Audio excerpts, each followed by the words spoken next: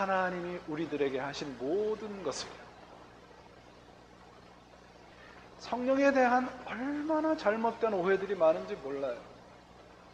내가 성령 충만한 사람이라고 하는 것은 무엇입니까? 내가 어떤 세상적인 일, 내 욕망이 시키는 일을 할 때 먼저 뭐가 생각이 나는 사람? 하나님이 생각이 나는 사람. 하나님의 말씀이 생각나는 사람. 그게 성령 충만한 사람입니다.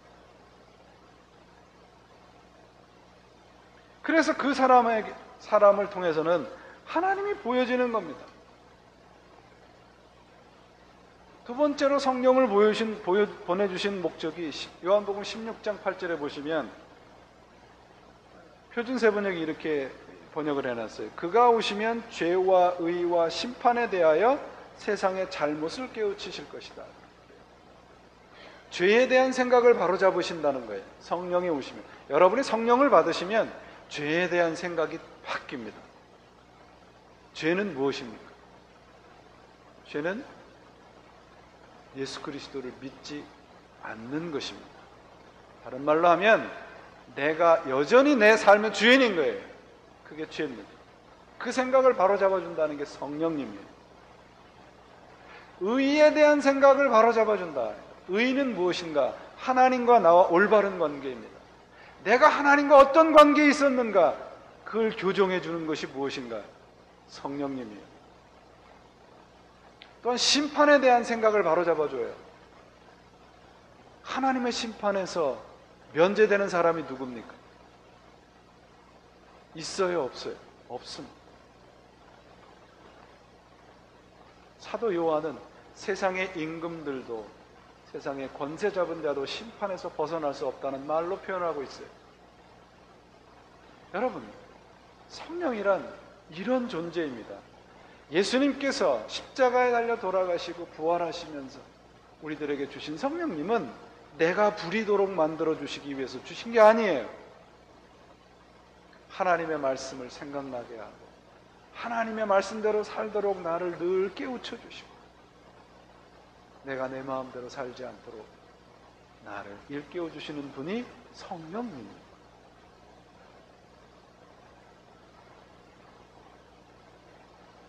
우리가 우리 안에 어떤 흔적이 있는가를 살펴보셔야 됩니다. 성령의 흔적이 있는지 아니면 내 욕심과 욕망의 흔적이 있는지 그것으로 우리는 성령의 사람인가 육체의 사람인가가 결정이 될 것입니다.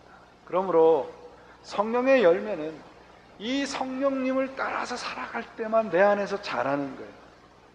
성령의 열매는 9가지일까요? 오늘 질문을 너무 많이 하는데 9가지입니까? 1가지입니까? 어떻게 하셨어요?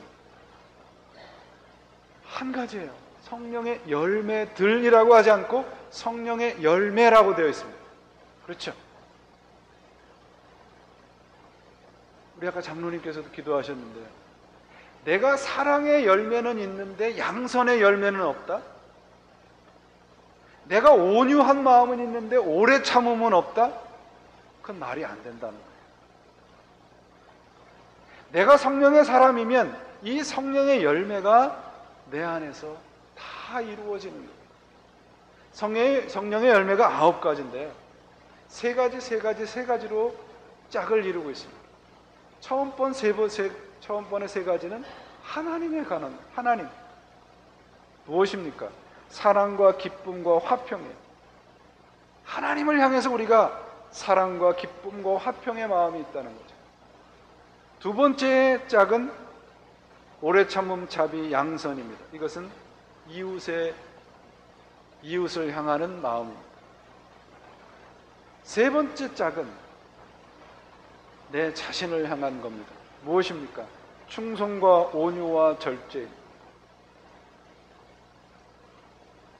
이 9가지 중에서 가장 힘든 게 무엇인가? 절제예요. 그래서 성령의 열매의 클라이막스를 절제로 준 것입니다. 절제는 무엇인가요? 내 뜻대로 살고 싶은 것을 보여줍니다. 하나님의 뜻대로 살아가려는 게 절제인 거죠. 성령의 열매는 이처럼 하나님, 이웃, 그리고 내 자신에 관계된 겁니다. 우리가 살아가는 삶의 모든 부분에 있는 거예요.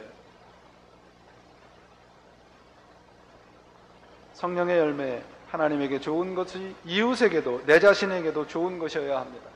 어떤 것도 빠져서는 안 돼요. 성령의 열매가 9가지인데 하나하나 무엇인가를 아는 것도 중요합니다. 그런데 더 중요한 것은 내 안에 이런 것들이 자라고 있는 거예요. 왜냐하면 성령의 열매는 하나님의 백성들의 신호이기, 상징이기 때문에 그렇습니다. 성령의 열매는 저절로 자라지 않아요. 여러분들이 100일 금식 기도를 해도 성령의 열매는 여러분 안에서 자라지 않아요. 언제 자라요? 성령을 따라 살 때 자라요. 바울은 성령의 열매가 내 안에 자라기 위해, 성령의 열매가 맺는 사람이 되기 위해서 2가지 일을 해야 된다고 말을 합니다. 육체를 십자가에 못 박아라. 저를 십자가에 못 박아 주셔서 기도하라는 게 아니라 나를 못 박으라고 되어 있어요. 육체의 소욕이라는 말은 desire예요. 욕망과 정열, desire and passion. 내가 하고 싶은 대로 하고 싶은 것을 하나님에게 항복하는 것이 성령의 사람이 되기 위한 첫 번째예요. 2번째는 무엇입니까? 성령을 따라 살아야 합니다. 25절, 만일 우리가 성령으로 살면 또한 성령으로 행할지니, 이렇게 돼 있습니다. 살아내야 합니다. 성령을 갈구하고 울부짖는 것도 좋은 일이지만 성령을 따라 사는 것은 신자가 해야 할 더 중요한 일입니다.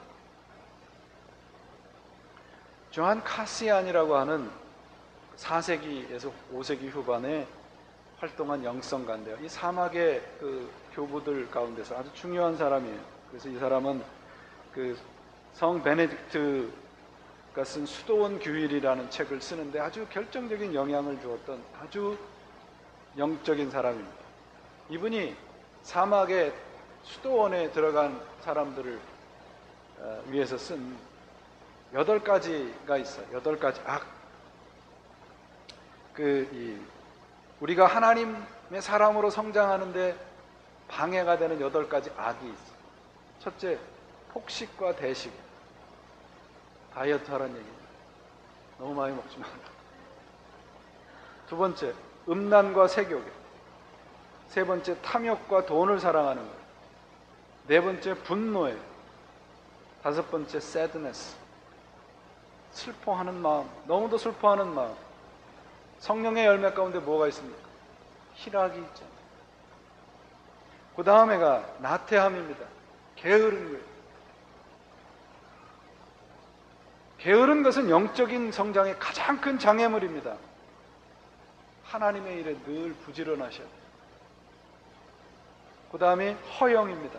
자기 자랑하고 자기가 있는 것 자랑하는 것. 8번째가 교만입니다. 여러분, 저는 이 글을 읽으면서 참 놀라워요. 사막의 한복판에 수도원에서 사는 사람들이 이런 마음을 갖고 있다는 얘기잖아요. 하나님만 섬기겠다고 사막에 들어간 사람들이 겪는 갈등이나 우리 현대인들이 하고 싶은 마음이나 별반 차이가 없어요. 우리가 하나님을 따르지 않을 때는 똑같다는 얘기입니다. 환경과 조건에 상관없이. 그런데 우리들은 환경과 조건이 얼마나 하나님을 따라가지 못하게 만들어줘요. 우리가 환경과 조건을 따질 것이 아니라 내가 지금 누가 주인인 채로 살아가느냐를 점검하셔야 됩니다. 지난 주일날 제가 요한 웨슬레 목사님이 질문한 3가지 질문을 드렸어요. 뭡니까? 여러분은 신앙이 있으십니까? 믿음이 있으십니까? Do you have faith? 여러분은 은사가 있습니까? Do you have gift?